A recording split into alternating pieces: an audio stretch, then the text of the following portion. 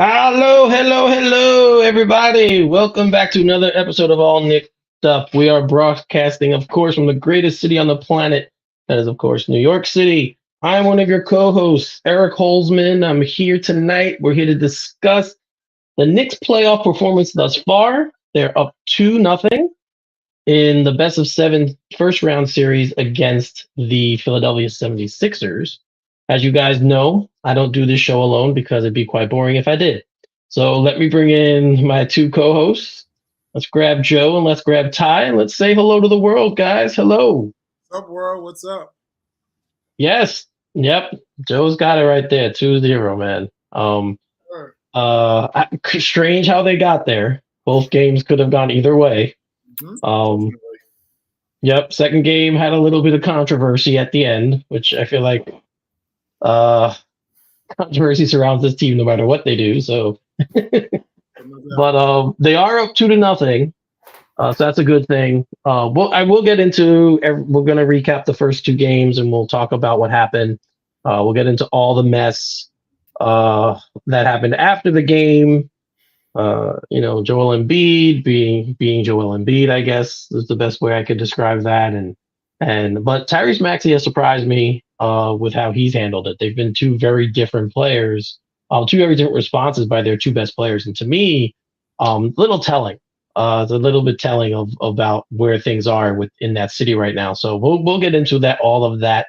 But first of all, I want to welcome you guys back. We did not have a show last week. So I was traveling, and then the guys, things just gotten a little crazy. So we're like, let's skip a week. I actually was traveling again this week. I just got home literally an hour ago. But I told the guys, I'm like, I'm coming. I was messaging them on the plane. I'm like, I will be there.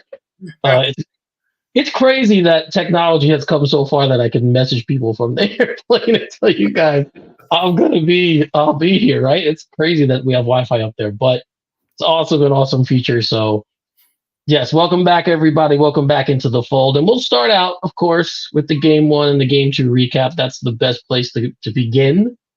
So yeah, both games.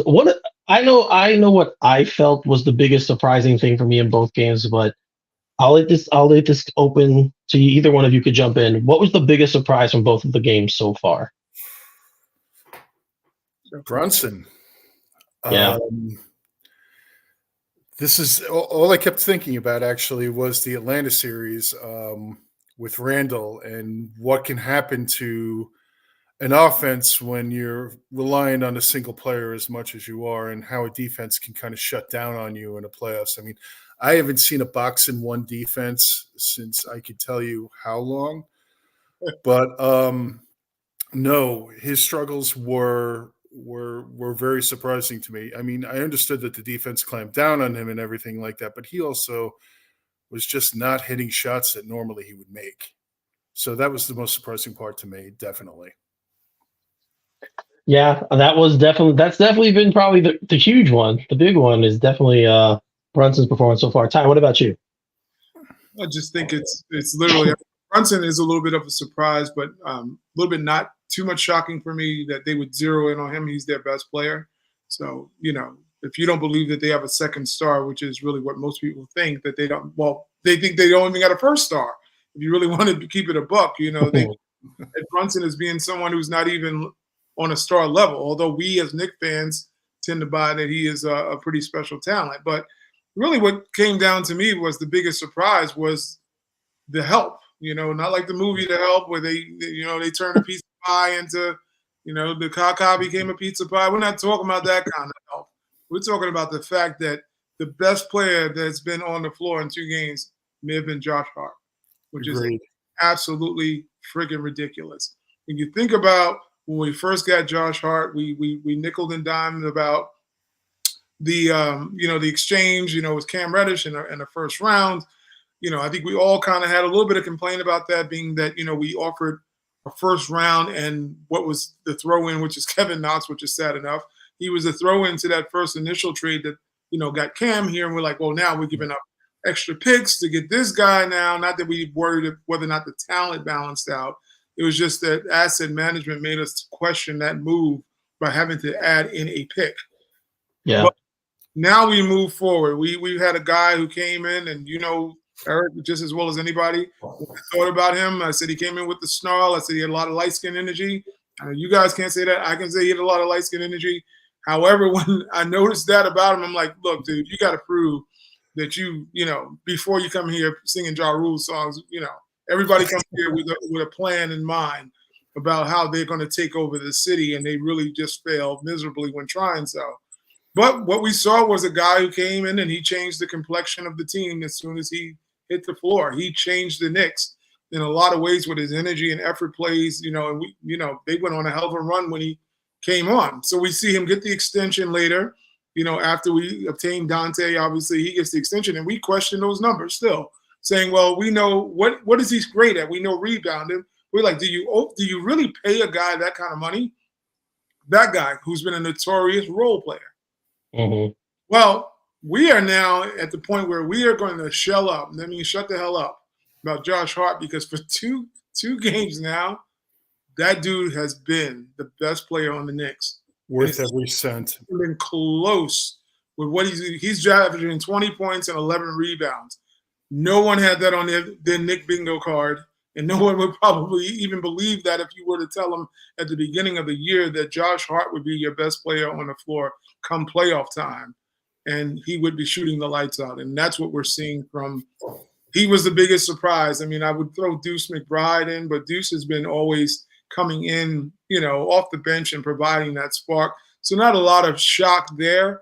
But when you have a guy who's a non-scorer, who's now starting, he's a starter, he's the focal point of the Knicks, on so many different ends. And you don't win none of those games without Josh Hart. It's just flat out, you just don't.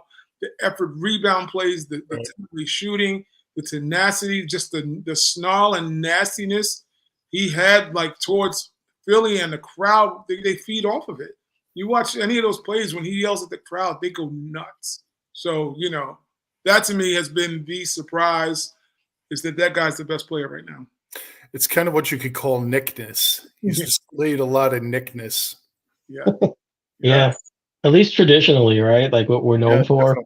Yeah. He's definitely shown that in this series thus far. I mean, that's how he plays all the time, but he's risen his level because he knows Jalen's struggling. Dante's been struggling a little bit too. So he knows that they need it from somebody, and he's trying to bring it. And he was even like that in Villanova. I mean, I remember those teams, and he was the glue guy always. That was his role there.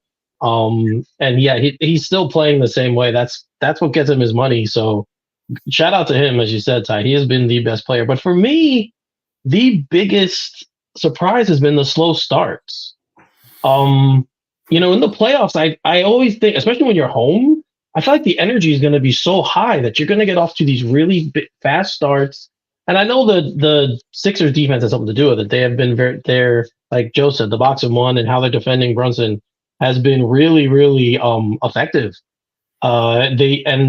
The fact that they know the Knicks don't have another guy in the starting five, really. I think Dante can. Someone just needs to kick him to start to do it. But create his own shot. The other thing that's been surprising, maybe not surprising, but for a guy who said he wanted a bigger role, I've been very disappointed in OG's offensive attempts. Not his performance, just his willingness to do something. I don't see it. Like, he's not looking to score, and the Knicks need that from him in this series.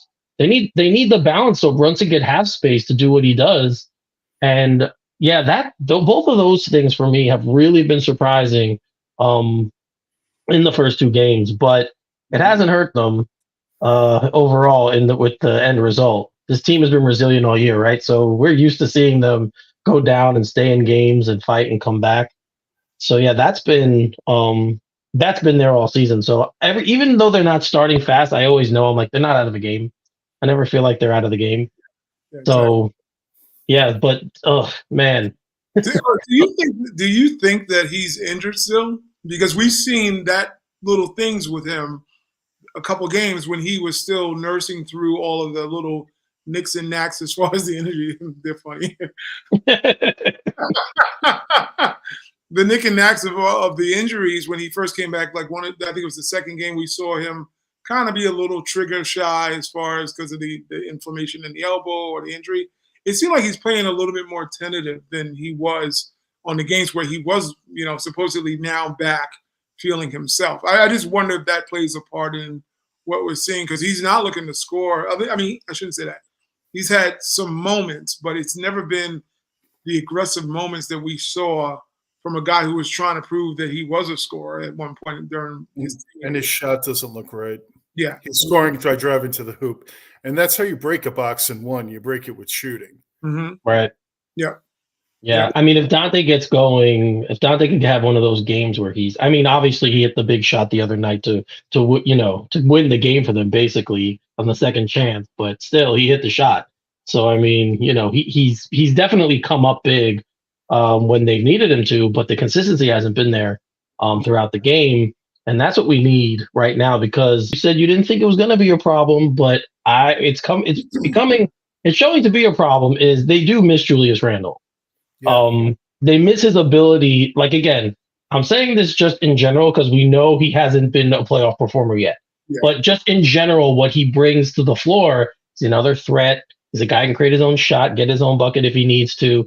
And they miss that right now. So, again, I know Ty's giving that look, and I know what he's saying because, Eric, what do you mean? We're done in the playoffs. But I don't miss it. But they do, like I said, they miss at least the threat of him. No, yes. And that's the thing that's what they miss. They miss the Sixers know they don't really have to game plan for anyone right now but Brunson. Yeah. So that's right. Really looking like he's in a Sixers uniform if he was playing for us right now. So, and like I mentioned before, this is the same exact track that Randall fell in Atlanta. I mean, yeah. Who were you really planning for other than Randall in that series? Mm-hmm. And it's the same thing now. I mean, granted, the supporting cast is better now, and people are stepping up. Like you had mentioned, Josh Hart has been playing out of his mind. DiVincenzo was effective in game 2 with a bad game 1, but again, not really assertive. There has to be that threat to kind of draw away, or else, I mean, what they're doing is smart. It is smart. Fortunately, right now, people have stepped up, and I do have to believe he's going to start getting his shot back at some point because a lot of this isn't just defense. A lot of shots he's flat out missing. I don't know really what's up with that. And you had mentioned in the chat, Eric, that you thought they were getting in his head. Yep. Do you think that really is the case? I do. I do think they are, not only because of the way he's performing, but other people are talking about it, and he's kind of saying, yeah, what they're doing is bothering me. So if you're admitting it to me, that you're already saying, yeah, they're in here already. They're already in my head. I think he's the type of player who can work out of it. Like I don't have the problem with him. But I even put up this banner you see now. Is it all Philly's defense or Brunson burner malfunction? I think it's somewhere in the middle at this point because he's thinking a lot now when he's shooting and he's not just reacting to what's going on in the game. Mm-hmm. Ty, you said that he's rushing things. I agree with you. Yeah. He's kind of speeding up the process of when he's going into trying to get to his spaces and stuff. Mm-hmm. But we've touched on Philly's defense. What specifically about it do you think has bothered him more? The length, because they're putting taller guys on him, Batum's covering him, and guys who have longer arms are covering him. Or is it the fact that they're preventing him from getting to his spots? Joe, you want to take it, or I don't know? No, I have something to say, but please take it first.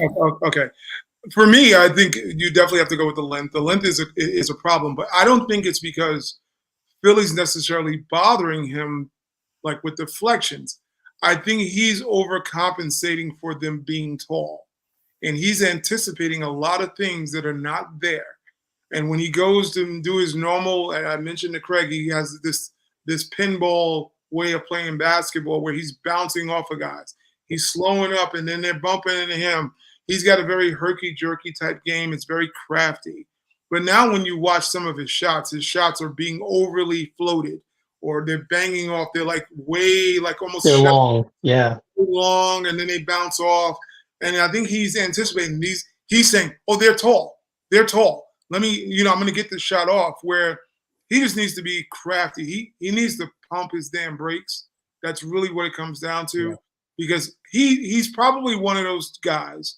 From what we've seen, he takes it extremely personal when he sucks. It's just what it is, and he's probably coming out each game pressing, saying they're not in my head. I'm going to show them they're not in my head, but they are, because you're now worried about whether someone is, he's had his shot blocked from behind several times during this series. So guys are kind of anticipating his rhythm, which is throwing him out of rhythm, because they're like, okay, you're going to go for that little thing. We're going to play you, which is to credit to Nick Nurse and whoever decided to do that. We saw people try that with James Harden during those years where they were like, they had no answer for him. So they started playing a little bit behind him, hoping that they can kind of disrupt the rhythm and get a strip. We're seeing the same thing with Brunson, but Brunson's shorter. So this really plays into people's into their game plan. If you put a lengthy defender on them, like they're putting Batum and they're putting Oubre, lengthy guys. We always know the length was an issue with Jalen Brunson if you were going to go him. And I think that he's like, okay, let me get this off to prove them that they can't stop me. But you always the great ones always get to their spot.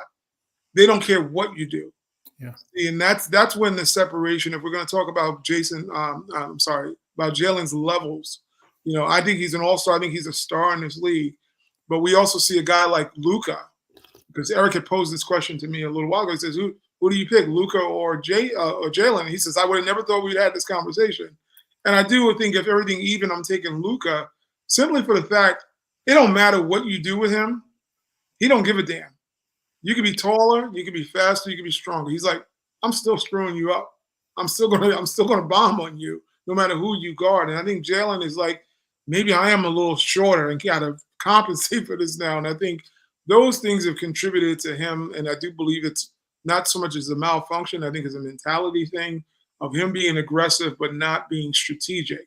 And I think that's the whole thing. Like some of the plays he ended up getting where he bounced, where he had to kiss off the glass, you can just see he like fell into what he does. He's like, oh, okay, I got that shot off. And there's a couple other floaters I saw. I said, I recognize him still, but it would be great for the adjustment. Not that they should adjust for him because they've won without him, in spite of him playing terrible. But putting someone else in charge of the ball like Deuce McBride would just free him up just to roam. Like now, all of a sudden, you can be an off guard, which he's capable of doing, and leave the ball handling to somebody like Deuce and just say, hey, you let them not be able to focus on you bringing up the ball, setting up the offense and all these other things, and then having you try to get into your rhythm. I think that would just assist him a lot. Yeah. Go ahead, Joe. Something really great takes. I'm going to hint on some of the things that you talked about, so I'm going to kind of stand on the shoulder of giants on this one. First of all, what you were just talking about Brunson playing off guard was one of the reasons I liked DeJounte Murray, someone who could play point, yet guard twos, was big enough to guard twos, theoretically. Yeah. But you were talking about the flow and disrupting the flow and the blocks from behind that Maxey was doing, and I look at Brunson as from the foul line out, so on the perimeter, a lot of times he's catch, receive, and shoot, or catch, move, shoot, sidestep, shoot. From the foul line in, he is a series of moves. He's not somebody that has a move. It's almost like the katas in karate. There's a series of moves that he does to get to where he wants to do. And what I think Philly's done is they've watched a lot of tape on him. And I think they're recognizing some of these moves, which is why Maxey is stepping in and interrupting him at that point and already has the ball when it's back here. I think he's frustrated because when it comes to those series of moves, they have watched a lot of tape on him, and I think they're interrupting that flow that he's used to and that he relies upon to get the momentum he needs to do what he wants to do. So I think he's very frustrated at this point. And you really got to credit the team, Philly, for sitting down and doing their homework on this. I think that they understand his game. I think when you look at the series, like when he was the only person on Dallas and Luka was out, he walked into Utah and laid a beating on them. They had no idea what they were dealing with. Right. right? He was able to come in and exert his will. Philly knows what they're dealing with. They have an excellent defensive coach who really can game plan. They dusted off something I haven't seen since high school, I think, as far as the defensive strategy against him. And they're interrupting his flow. He can't operate in the normal mechanics of which he usually does, and I think he's frustrated. And I think they are in his head. I think there's something else I noticed too, and it's the fact that the Knicks don't have an offensive big man. Embiid's just sagging. Like every time they set the pick for Brunson, he's not even going up to guard Robinson or Hartenstein. He's just falling back into the paint. So, that's cutting off another avenue for Brunson that he normally would take. So, yeah, I mean, it's been a really masterful performance by Philadelphia's the defensive game plan. And then to Brunson's credit, the one thing I like about him, he doesn't make excuses. He says, like, yeah, they had a really good game plan, and I have to adjust. So, and so many players are like, no, they didn't do anything different, or they didn't, they're not doing anything to bother me. It's just I'm missing shots. No, it's okay to tell the opponent that they're doing something well. Like it's fine to say that, and that's just another thing I like about him. He's very, very honest about his game. Like after game one, they asked him what the difference was, and he said Deuce McBride. Like that's why we won the game. Yeah. Like he's a very, very honest player, and it's refreshing because there aren't a lot of them. No, yeah. So that's right. All right. We talked about Josh Hart. I want to bring up Mitch Robinson, who we all had a lot of discussion coming into the playoffs on what his impact really would be. And while he's not completely shutting down Embiid, he is frustrating him. Yeah. And I think that has been, I mean, so much so that he's actually played more than Hartenstein has so far. Which I didn't think, was going to happen. But especially game one, Mitch played, I think, 30 minutes or so. He played played a lot of time in game one. Game two, Hartenstein was in at the end. He had the big block, of course. But they complement each other really well. And now we're seeing that. Like, we're beginning to see it's going to be tough to keep them both out, honestly. Although Hartenstein says he wants to stay, so we'll see how that happens. But I think, I don't know. And yes, we saw Hartenstein play well when Mitch was out. So it's not that he couldn't do the job himself, but they're a lot better with both of them. And you see Mitch's worth, like he's getting the offensive rebounds again, and he's a defensive presence. Ty, we saw the blocked 3-point shot, which we hadn't seen in a while. Exactly. He's just in such a tenacity. We often talked about, I think Eric and I have shared the same sentiment about Mitch, is that we want him to be a nasty player, like to have that edge. He's the one capable player that if he was to play with such a nasty energy to him, that's a difference maker on this team, because that if you go in, you might get someone who's going to be willing to hit you a little harder and don't peel you up off the ground. He's just very, I don't want to say he's arrogant, but he's like, the hell with you. You're not in my uniform. And knock you down. He's not reaching out a hand. You never see him favor another player on another team. Like, these guys are very friendly nowadays or whatever. Yeah. He's just kind of got that like, I don't like you. You don't wear the same uniform as I do. He's got an old school kind of attitude and edge to him when he goes in. And I think he took this Embiid thing very personal, of saying, well, look, you're not the only big damn man out here. And you know what? I put on my uniform just like you, and I'm going to strap. And the free throws were the thing to me when he did the hacker Mitch, and all of a sudden he goes in there, he's like, I do this all the time. I'd love to hear his quote. When they didn't hear that yet, but I'm more than sure he's going to go, oh, I hit him. I'll hit him. He always has something that he's like, yeah, you don't think I'm that good. I'm better than you think. And he just was basically sending a notice to them, you can foul me all you want. I'm going to go and be clutch, which is just, I mean, we all love Mitch. Yeah. He's a homegrown. We don't keep our homegrowns that much, as we all know, but it's nice to see him actually flourish in this position. And against the former MVP, he's knocking it out the box. And I'm very proud to see him get his accolades, and people realize that he's not just a body that they put out there. He actually has a skill. Yeah, so I put this MVP'd off. We do see it from we have seen the frustration from Embiid. He's given those same old things after the game where he's like, "Oh, we're the better team. We should be up 2-0 in the series." Blah blah blah blah blah blah blah. I'm like, all right, dude, I heard it. There's been Ty, you actually sent this to the group before, and I'm going to bring it up. So Alan Hahn said that he thinks the Knicks aren't being. I hate to use the word ruthless, I guess is the word I'm thinking of. But he said that he feels like they're not leaning on Embiid hard enough. They're not stressing the leg hard enough and trying to, I don't want to say hurt him, but make him feel it, right? Like make him feel the knee more. But I mean, he took a tumble in game one that we all thought he was out. He came back. You can definitely tell as the game goes on, the knee bothers him. They took the other night. He was out on the bench. I saw it one time. They were doing treatment on his knee when he was sitting up on the bench. So Joe, you're the more medical one of us, of all the three of us. You're a nurse. You have medical. You have a medical mind.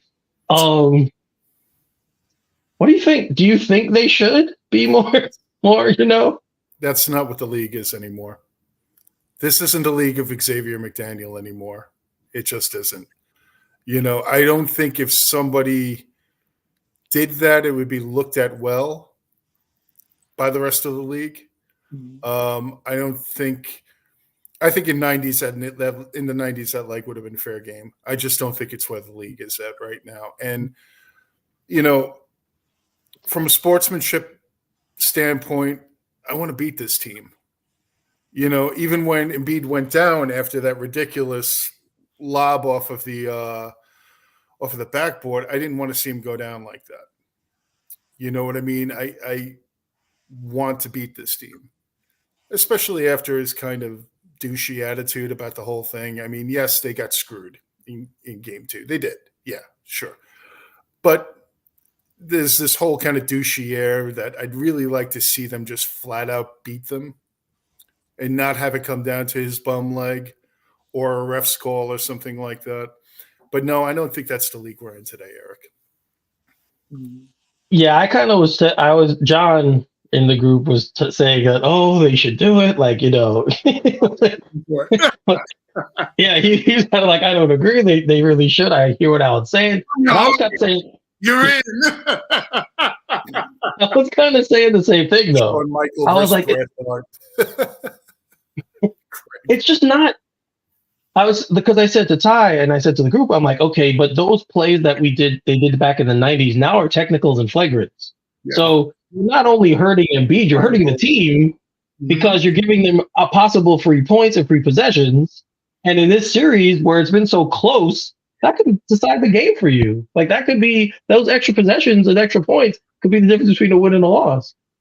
So we're all from that era, right? All three of us are from the era where you played like that and you gave a hard foul and no layups, right? Guys coming down the lane, they're going to clobber them. And we loved it and it was great. But the league doesn't want that anymore. Like Joe said, the league just does not want that anymore. So I don't know. Like I wouldn't mind it. Every once in a while, I think there should be, take a technical for the team and go boom, like shoulder or something when they're coming in the lane, or let them know you're there.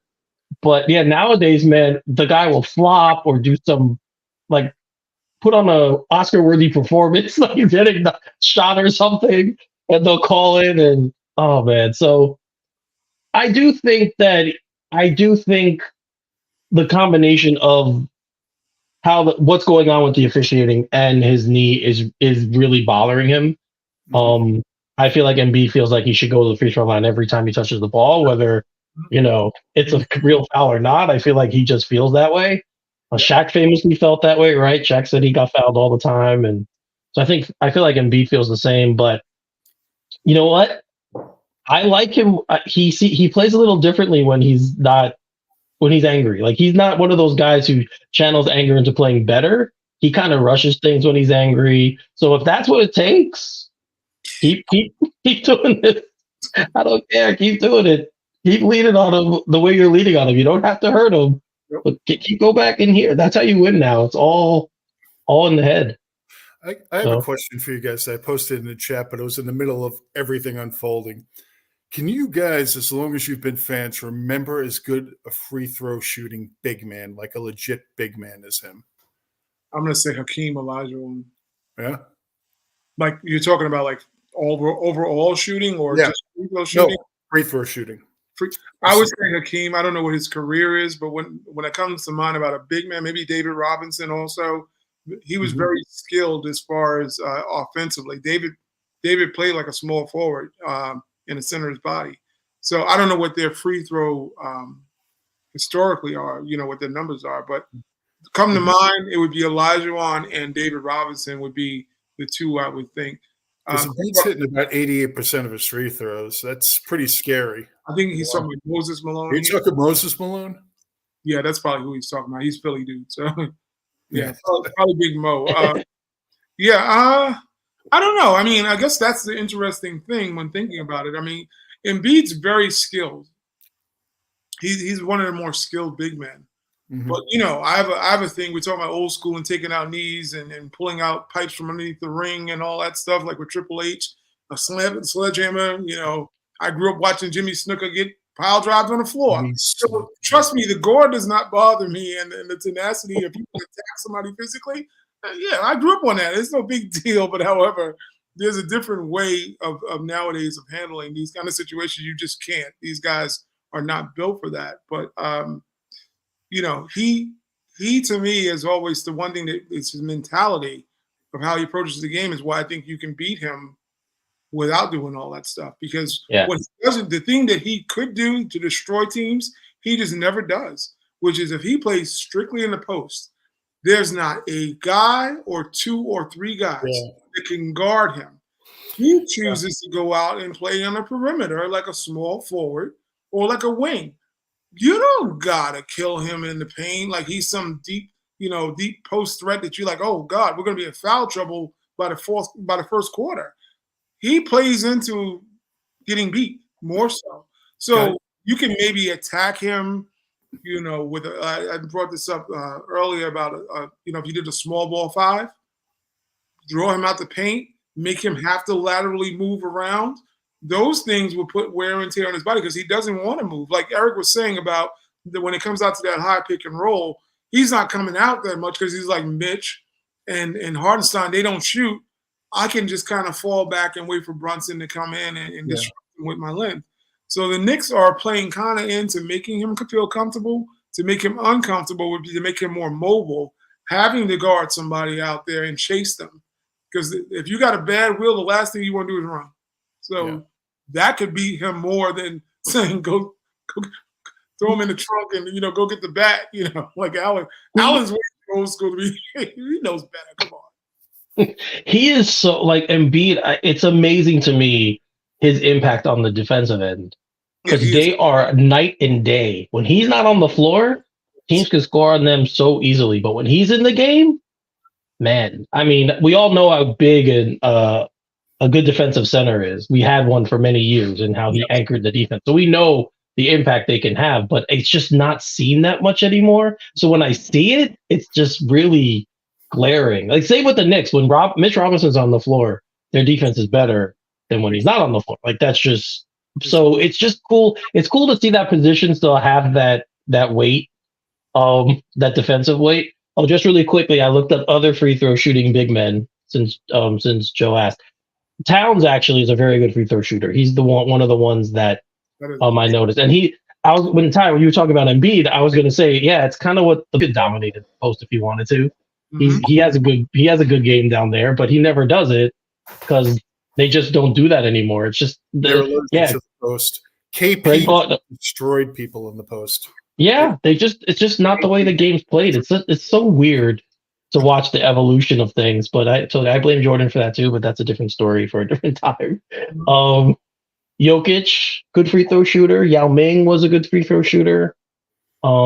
Historically, Jack Sikma is the best free throw shooting big man ever. He shot 84% from the free throw line. So he was the first prototypical outside shooting big man, I think. Yeah. Mm-hmm. So there you go. A little bit of nuggets. We're giving you guys some nuggets. Good one, Craig. Yeah. That's true. Sabonis. And Very then yeah, Anthony Davis too. Yes. Vlade. Yeah.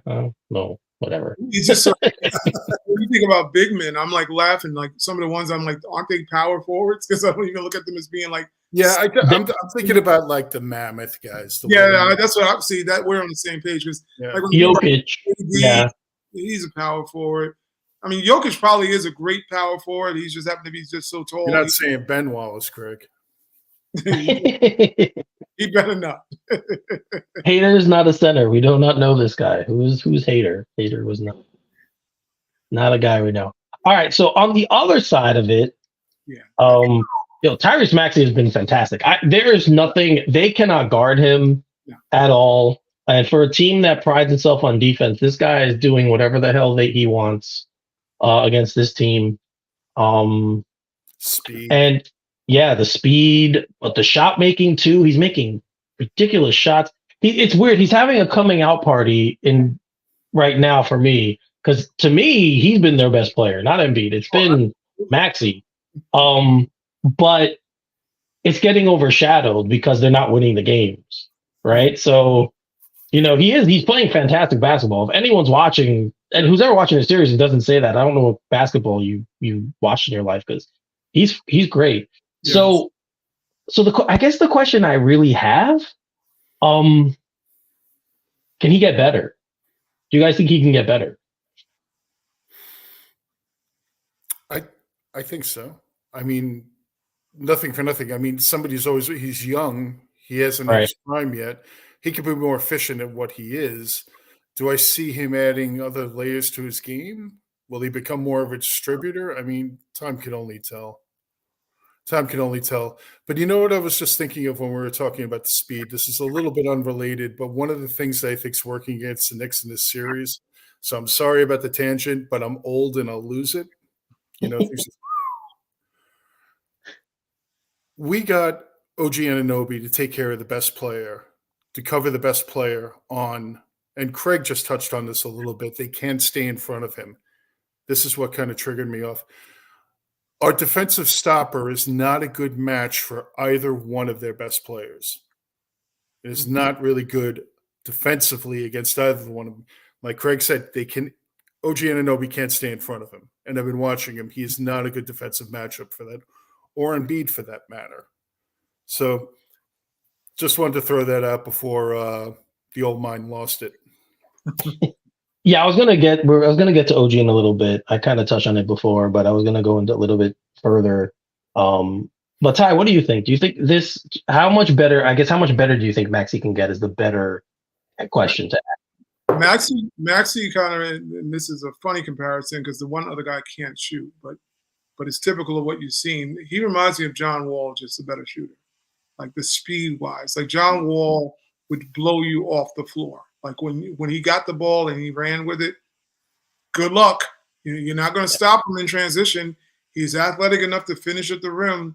He just didn't have the jump shot. That was the one thing about John Wall's game. You didn't see that. But what you're seeing is Maxey kind of put together the package. There's no answer for physical talent when it's better than everyone else's. Mm-hmm. And if you're the fastest person, if you're Usain Bolt, he steals your wallet, you're not getting it back.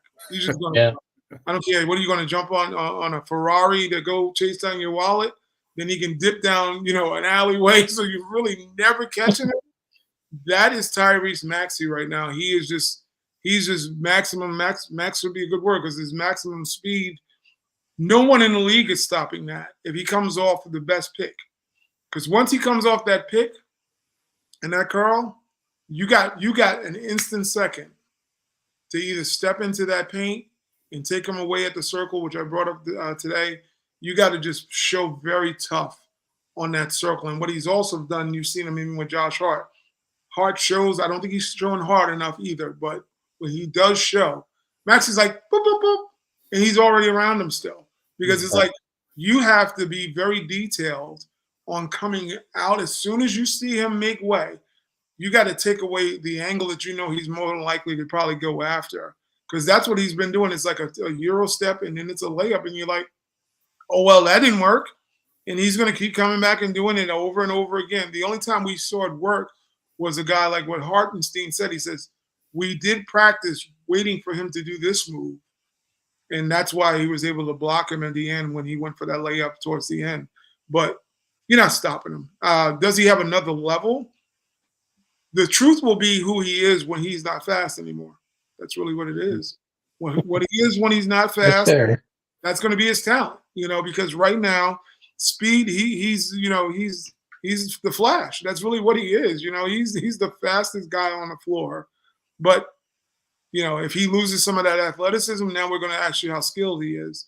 Right now he's hitting a lot of, three long, deep three-pointers, which is great. He has a quick move and a step back. Like I said, it's all speed-oriented now. Quick move, step back, and he nails it on you.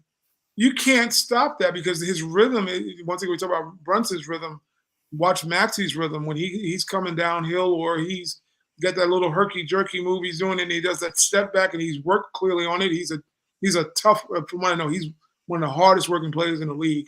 I'm going to give credit where it's due, no matter if I don't screw Philly right now in the Ishkabibbles, I could care less. But however, I do give credit to players when they're good. He has the talent. He's a talent. But it's speed. Right now, his talent, his best talent attribute is speed, because if you slowed him down, now you're just saying, well, what else do you do? We don't see him being a great distributor. We don't see him. He's got things that he needs to evolve from his game. Him and Quickly are similar. Quickly's like the Dollar Tree Maxi when you look at it in a lot of that's really what he is. Quickly was another guy. He had the speed. He just didn't have those levels to go somewhere else. He was a downhill finisher, so he's in dollar. Well, actually, it's $1.25 tree now. So inflation is become $2.50 in the offseason. He's a little bit up in the price range, but when you look at how that herky jerky kind of style, something that we used to see Quickly get people in trouble doing because you didn't know how to count for it. They're very crafty. Maxi's speed is just second to none, other than when I saw John Wallen, do it for all those years. Yep. Where he was just like, if he gets a fast break, he's dunking it or he's laying it up. I know. So the only thing you can do is kind of game plan with length, much like they did with Brunson, and have someone bigger, like maybe a Precious Achua, meet him at the rim before the circle, where the circle where if you can figure out if you got a charge or not. You got to meet him there. You can't meet him once he's at the rim. It's done. You're cooked grits at that point. It's over with. But he's. I don't know if he has another level. I think his speed is his level. What they should do is try to shadow him enough to make him a passer. That should be the Knicks need to focus on Maxey. Let Embiid do what he wants to do. He'll be tired by the fourth quarter.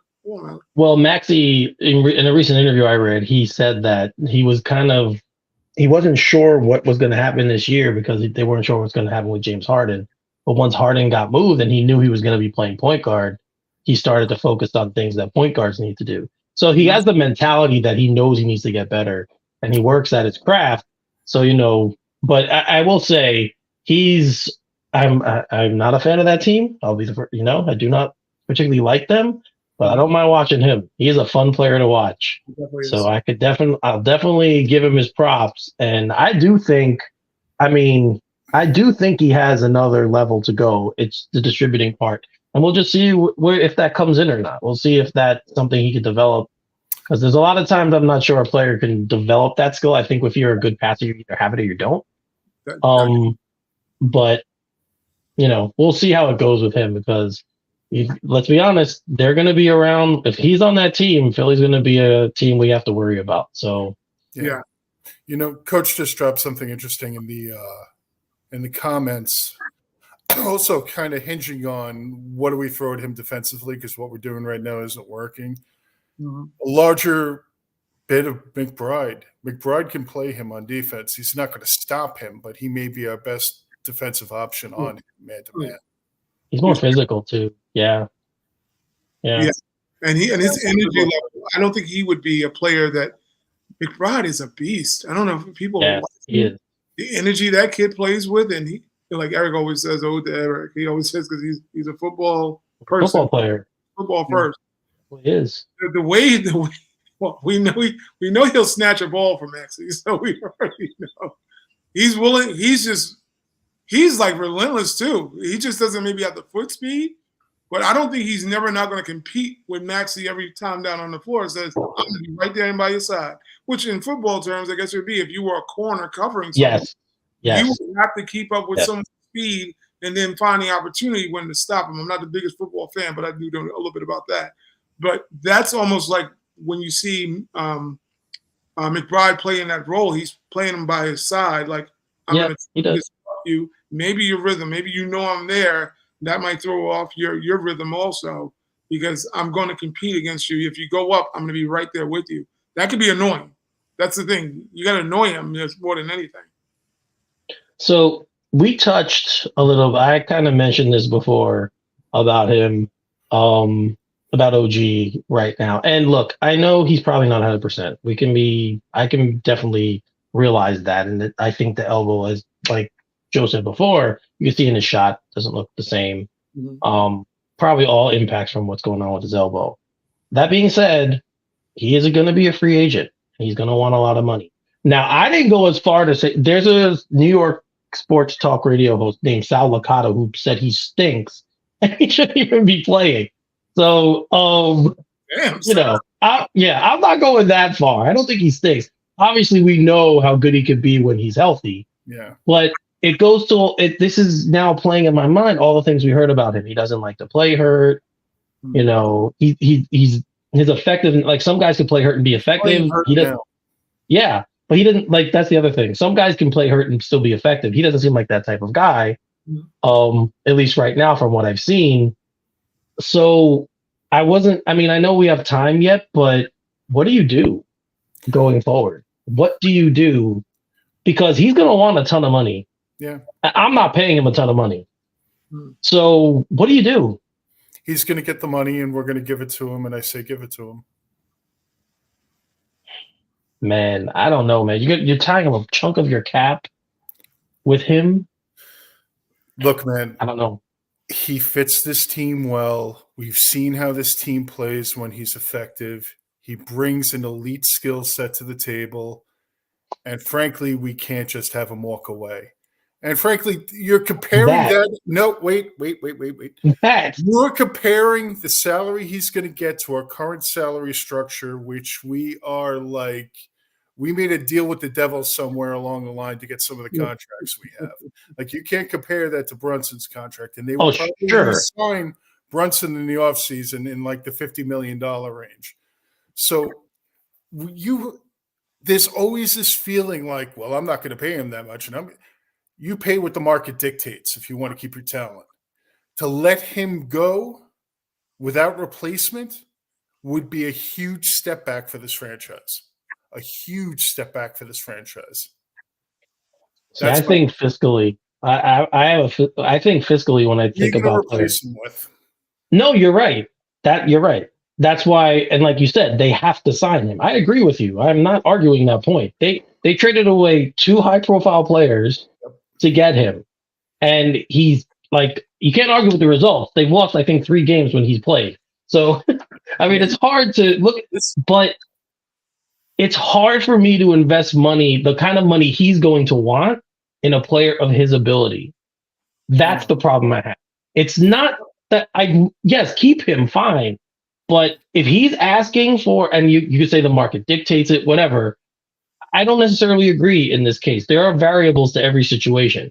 And you should be able to apply those variables when you're in a contract negotiation. I've negotiated contracts in my life. So this is something you do. Just because the market says this, well, he gets hurt a lot. So that's something you could take out, right? He's injury prone. Let's be honest, he is. Yeah. He's not a great offensive player. Take that out. Right? Can't create his own shot. Take that out. And so these are all things that if I'm negotiating on the other side of the table with his agent, I'm like, you want it to be paid like a great 2-way player, but he's not. So, but then you can only negotiate to the point where you're expecting that he's going to accept the offer. Mm-hmm. You know what I mean? And to tell you the truth, other players have seen the impact that he's made on this team and will pay him that money.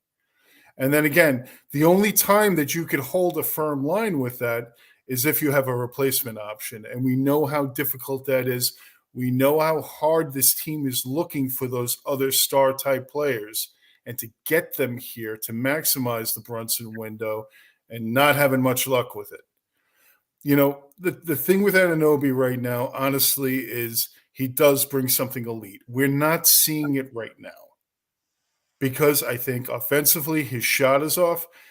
You know, he's a good enough shooter that it could really help us. I think it's more his shooting is off right now. He's not a premier put it on the deck and take it to the hoop guy, although he can do that. And right now we're not seeing it defensively because he's not a good assignment for their premier players. But if we play Milwaukee in the next round and you put him on Giannis, you're going to look at him differently because of the elite skill set that he brings to the table against their greatest player. So again, I understand what you're saying, Eric. And we always have these concerns. And he is not a perfect player. Absolutely not. But we were probably not the only team that was looking to trade and give up a lot for him. We paid a premium for that guy because other people around the league would have paid a premium for him. I know Sacramento really wanted him and would have given up a lot for him too. So it's hard. You know, you're kind of over a barrel in this situation because you have everything invested in him. You know that what he brings to the table is significant. It makes you a much better team. But you're like, am I getting this guy for 60 games a year? Can I count on him to be there in the playoffs? So it's a scary option, but I don't see how you can go any other way with it. Right. So Ty, you've heard Joe's explanation, you've heard my explanation. Where do you fall on the spectrum? Well, I'm a little bit in the middle of both of you in this sense. Yeah, you can't give him up, but you shouldn't overpay him either. You know, that's just really what it comes down to. But I got another way of thinking about this too. You gave up two star players for your team. I guess stars, if you want to call them, but two significant pieces, you know, to get him. You didn't give up draft capital, but you did give up R.J. Barrett and Emmanuel Quickly. Yeah. The question is, are the Knicks better in spite of giving those two players up? The answer is yes. They've been definitely with OG Anunoby. You know, now we're going back to the real problem here is the injury proneness. We know that there's questions about that. Obviously, Eric highlighted. You know, does he play through injuries? You know, is this an anomaly? You know, he's missed games. You know, will this probably be him moving forward? The answer is probably yes. I talked to Eric the other day about Kawhi Leonard. I'm like, wow, that guy's been on the bench all his career. You know, it's just, and we're like, when he gets back in, and it's like, and they just signed him to an extension. Yeah, they just signed him to an extension. And I'm like, what is he, one of the coaches now on the Clippers? I mean, he's in more clothes than probably Anthony Davis, which is kind of ridiculous when you think about it. Then looking at that, I'm like, well, what is the move to do? That's what I would think. If you know that you have the guy and you've given up a lot, clearly you want to sign him. You've got the results with him in the lineup. Craig brought up this person's name, but not that I'm advocating for him. But in the same sense, I think you do have to think about, which I think is my thinking about building this team. You need another small forward. I don't think that OG is the answer at small forward. I think that he is the kind of small forward you can keep throwing. You know, he has a purpose. He has a purpose. He's one of the best defenders in the league. So you're getting him as that wing defender for the Tatums, for the Browns, for the Giannis's, and that's what you're believing your competition is going to be moving forward. I think it would be less worrisome about him if you added another small forward. You package up Julius, because I just don't think he's going to ever be a great fit here. And it's going to cost you probably capital to get another player in here of equal magnitude. Maybe you don't need equal magnitude. They're playing great without him and winning still. So you just need some production also other than Brunson that's solid and consistent.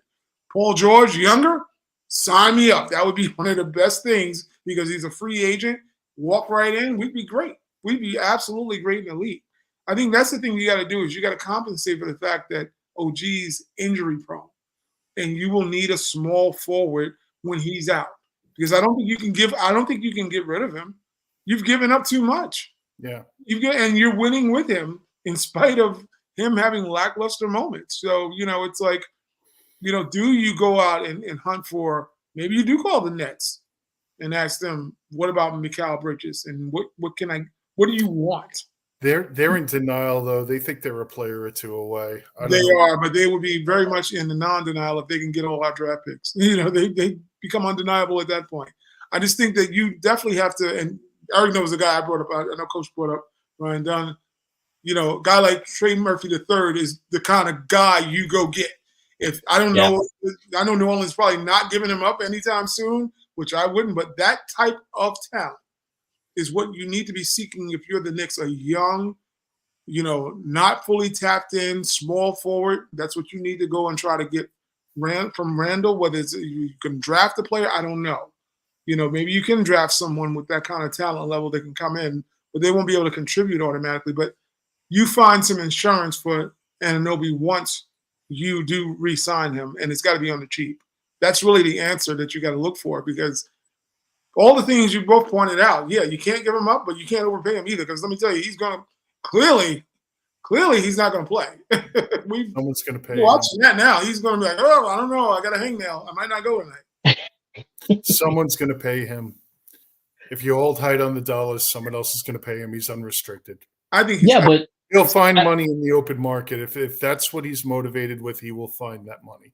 But at what point? I guess the point for me then is at what point do you walk away? Because the problem is, and that's every negotiation. At what point do you walk away? The problem is the bigger problem is who they traded for him. I think that is the biggest issue, because whatever you feel about those two guys or not, one was a third pick, one was a late first round pick, and both of them got better on your team.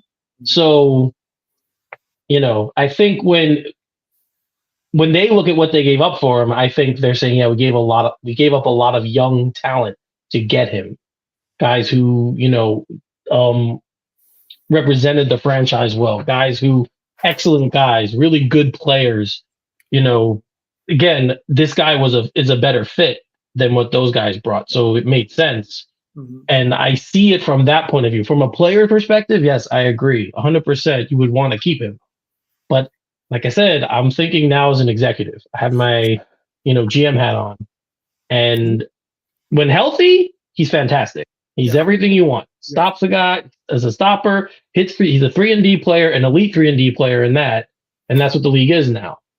But I just can't. When I look at all the other variables, I have a number in my head, and if I'm Leon Rose and Brock Aller and all those guys, I have that number in my head. And if he wants more than that, I suspect that deal was already done by the time that trade was made, to tell you the truth. I mean, his son is his agent, for Christ's sake. They could have announced it, though. I think honestly, well, they can't sign him until they do whatever they need to do in the offseason, because they have his bird rights, because they traded for him. The idea is to make whatever moves that you need to make, set your cap, sign him, go over the cap using his bird rights, and then eat the luxury tax payments. But I have a feeling, honestly, that deal, they already have a number set, and it's something that's acceptable to him and it's acceptable to the team. And I think they went forward with that, personally, because you're right, Eric, they did give up a lot for him. And I don't think that they were going to give up a lot for him with his son being the agent, without going, look, this is the number we got. What are you thinking? Yeah, we're thinking, yeah. We're thinking, yeah. Okay, pull the trigger. But I don't think that. I think the Anunoby deal will be the last deal that gets done this summer. Kind of like the Hart deal. Yeah, Hart's was kind of late too. It's going to be a luxury tax deal. Yeah, where you're using his bird rights to go over the cap. There was talks about Anunoby, that he said that he would take less to stay in New York. He's always wanted to play here. Apparently, everybody does when they get the money, obviously, but he said that he always wanted to play here. And he was admired the franchise for the longest time. So he wanted to. He said he would be willing to take a discount. I'm agreeing with Joe on this side. I'm on the side with that. I think this deal has already been done. I think they already did the same thing with Hart. I think they had his number already. Yeah, what we're going to offer him, and it's like, well, we're going to pay you. We just need to get Dante in here. When we think about the Knicks, they have not overpaid anyone. No, they haven't. I still think we're going to gag when we see the number, though. Yeah, well, no, you're not gonna make everybody happy. Come on, there's a gag reflex just by saying New York Nick out loud. It's a gag reflex. No, somebody's gonna be unhappy. It don't matter who it is. Somebody's gonna be damn unhappy. But if you're winning with him, it's hard to deny it. Even if he sucks, you've been winning every game outside. Imagine that. Three games they've lost without him being in the game. Yeah. With him being in the game. And I gagged when I saw the Hart deal, and right now I think he's worth every penny.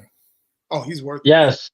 Yeah, I mean, we've talked enough about it. I was going to do a segment on him, but we've talked enough about just how great he's been in this series, so we don't need to do a segment on him. He's right now he's their best player. He's been their best player, and they would be down 0-2 without him going back to Philadelphia, having to win 2 games on the road. Having said that, now we're up 2-0. How many more games does this go? I'll let each one of you take that. I'm sticking with 6 games. Okay. Ty. Oh, I'm just gonna beat Chappelle on this. 1, 2, 3, 4, 5. I think the game that is going back to Philly. I think everybody believes it's going to be a rout by Philly. And when I posted my last one of my matchup recaps, I talked about what did I feel about home court advantage, and I don't think there's one for Philly. I don't think it is. Those guys are from that area. I look for those 3 Nova dudes to not give a damn about being in Philly. The only thing that's going to kill them is bad shooting if they can't get off and get great shots, or they suffer from inefficiency. But I think that when you look at what they're going, there's not going to be any intimidation from that crowd. It will probably be more of a bipartisan crowd because I think Knicks fans are going to go really heavy. They have, yeah. All year they have, so yeah. Yeah, and then Eric knew we were talking about the game in which Philly was playing Miami, and I said, "What, did someone die?" Philly won, and they didn't give a damn. They were just sitting there like, "Oh well." And I'm like, "Well, I know usually with the Eagles they burn people, throw matches, It's dangerous to go there with different gear on if it's the other team.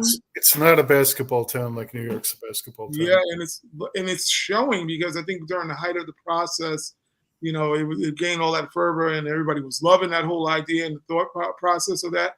But I think they've kind of fallen out of favor even with their own fan base. Yeah, it was looking for something special to actually occur, and it has yet to occur. And maybe they're done with I used to call the process meat. Maybe they're done with the process meat. Maybe they're like, well, you know what? This dude is always injured. You had the Ben Simmons issue. Yeah. We kind of tired. We like Maxey, but do we really want to come and watch them get beat? Because they barely beat Miami. That's a similar thing without Butler and without Hero. The Sixers have always been a distant third to the Eagles. Phillies and the Eagles. Yeah. It's not a basketball town. Yeah, they don't. Julius Erving is not coming through that door. We say. I just Chrissy Hawkins isn't coming through that door either. Yeah, they do need another shooter. I just think at least for game 3, with everything that's going on, how everything's unfolded, I think the refs are going to favor them. Yeah, they're going to get more calls. The rebound screwing. Yeah, and I think the Knicks cannot start slow in game 3. They have to start fast. If they start slow, they've come back all year, so it's weird I'm going to say this. I don't know if they'll be able to come back if they start slow in that game. I agree. Now game 4, I think will be a toss-up, just like the first 2 games were. I think game 4 will be a toss-up, but I could see game 3 going heavily in Philly's direction. Yeah, I think game 3. I think game 3 is going to be the Avalanche. So we'll see. We'll see. I think I said 6 before, so I'm going to stick with 6 as well. Mm-hmm. But I could see it going 7. I could. Both games have been so close, and if it holds serve, it will go 7, right? If everything holds, the home teams win, it'll go 7. So what do you guys, when you think about the wins that the Knicks have had? We know the talent. We know they got 2 bad mojos over there. We know that. They're the best two players on the floor. What has been the difference, though? What has been the reason the Knicks have won? We know Brunson has sucked. We know that. He's been – I mean, he comes out with 25 points, and so it's hard to say he sucks, but it's just because of the inefficiency of how he got those 25 points. Because they trusted the pass. They trust the pass. And what else do they do? They play with such an arrogant – like not an arrogant, I shouldn't say arrogant, this edginess about them that they're not scared of them. No. You know, the Knicks are like, we have all these guys that are role players, and we will run the hell through you. And I think that's what I'm looking at. Like when I think about them, they're not intimidated by this team. So if their home court is not an intimidation thing, then what the hell are the Knicks scared of?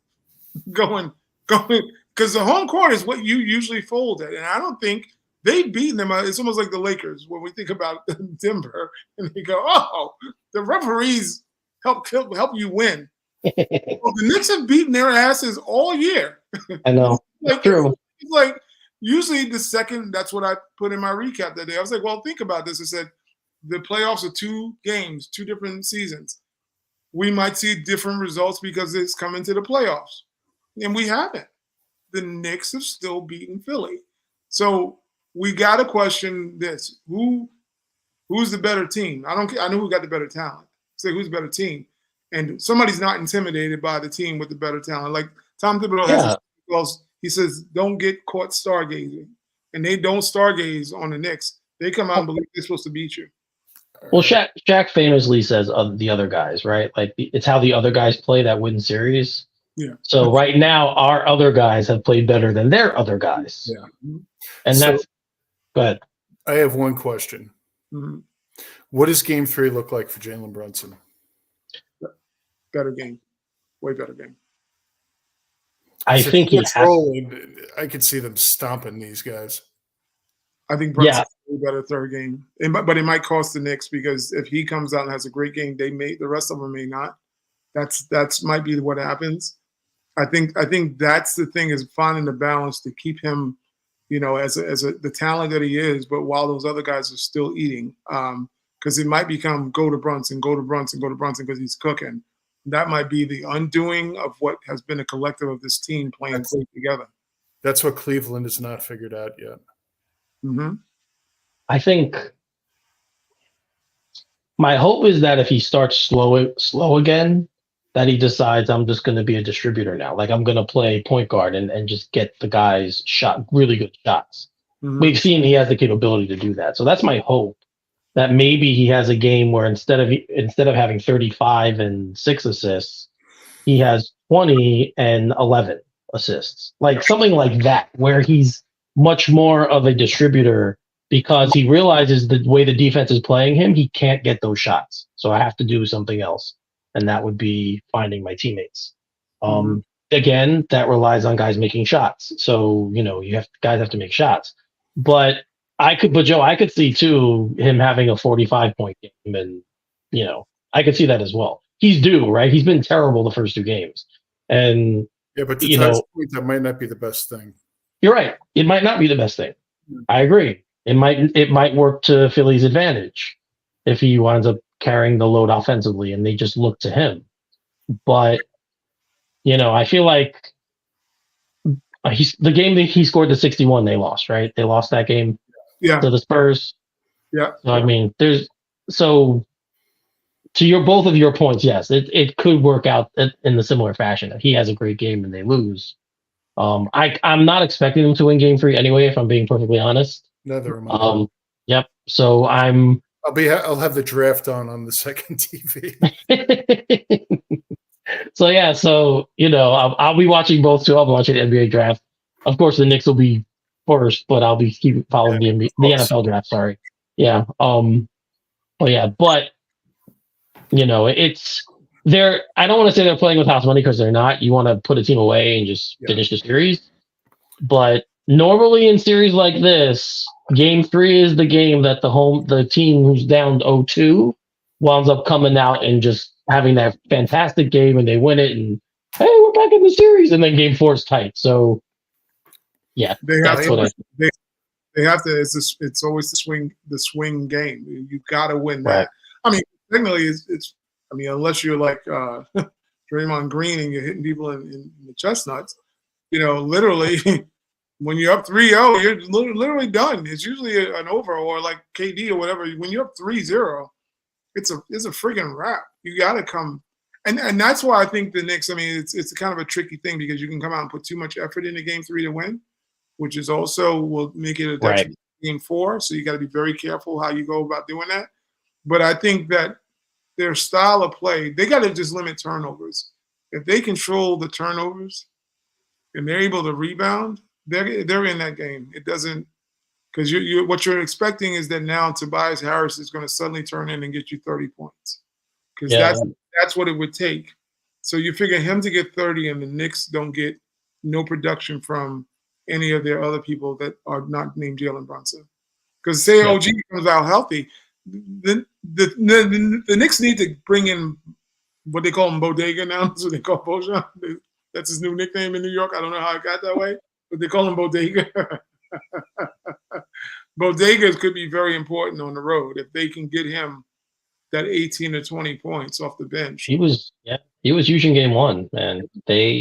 When they were down and couldn't find anything, he was big in game 1. Yeah. So, and apparently he's something with his wrist too, so he's not healthy either. He's playing with a bum wrist. Everybody. Yeah. He fell on that wrist in game 2. Yeah. So, but he's like, whatever. He's like, this is the playoffs. I'm playing. I gotta play. I can shoot it still. He's like shots of vodka in halftime. That also works. Numbing agent. All right. Well, we're gonna wrap this one up, guys. But we will be back next week to discuss whatever happens by then. Whatever happens by next Wednesday, we will be back to discuss it. The series will either be continuing still, or maybe the Knicks moved on and they're on their way to the second round. We'll see. Yeah. Anything's possible, but we will, we'll be here to break it down for you guys. We're here to discuss it. Like every week that we do. Well, not every week because we didn't last week, but mostly every week we are here to discuss it and break it down for you guys. I want to thank all of you again for the support. Everyone who's watching the show, we really appreciate it. Really quickly, guys, share your socials so they can get at you. Okay. You can find me at Upstate Joe, AKU for all Knicked Up on X, and you can find me on the fan page. Guys, please get involved with the fan page. Ty does some incredible work on the fan page with his recaps, a lot of really great insights, and we love interacting with you guys, and we really appreciate the support. Yes, sir. Well, let me tell you where you won't find me at. You won't find me at Ishka Bibbles because their cheesesteaks suck. Worst cheesesteak, and it gets the most pub of any place in Philly other than Gino and Pat's. I'm just trying to tell you, Ishka Bibbles sucks. I'm a little bit of a transplant visitor of Philly a lot. So let's just keep that a buck. Love you, Philly, though. At least love Craig out of Philly. But needless to say, you won't find me there. But however, you will find me on our fan page. You'll find me obviously on Twitter. I need to get the Instagram page working a little bit more. So that's something I'm actually working on still. I need to get it. Like Craig at Bunny Ranch. What's that? Watch it out. Yeah, Craig said you found him at the Bunny Ranch. There you go. But still around? Anyway, I don't know. Go ahead. Some hibbity hobbity something going on. I know Dennis hopped on. The Diddy Ranch. It's probably the Diddy Ranch now. That's a whole different story. Whole nother ranch. All right, guys. You could check me at Finally33 on Twitter. That is my personal Twitter account. You could check the show account at all_Nick_up for all news about the show, interaction with other media members in the NBA. A lot of discussions there recently about the Knicks with fans as well, not just fans of this show, but Knicks fans overall. So definitely check me out over there as well. And really quick, I always plug my pop culture show I do called Straight Outta Gotham at straight_O_G. For that show, we discuss movies and pop culture and comic books and all this nerdy stuff that I love as well. I have two sides to me. I'm a jock on one hand and a nerd on the other. Go figure. I liked your car side review of Civil War. Yes, Civil War. Yeah, I got that. That was an That excellent. was a fantastic film, guys. If you haven't seen it, go check it out. It's a great, great film. Yeah, we have a Facebook page for Straight Outta Gotham as well. We have a page and a group. A group you have to be invited. So if you guys are interested, you can hit me up on Twitter or and I'll send you the invite for that. But I think that's all for now. I think we're good. So for Ty and Joe, I'm Eric. You're watching All Nicked Up, and we will see you next week. Go Knicks!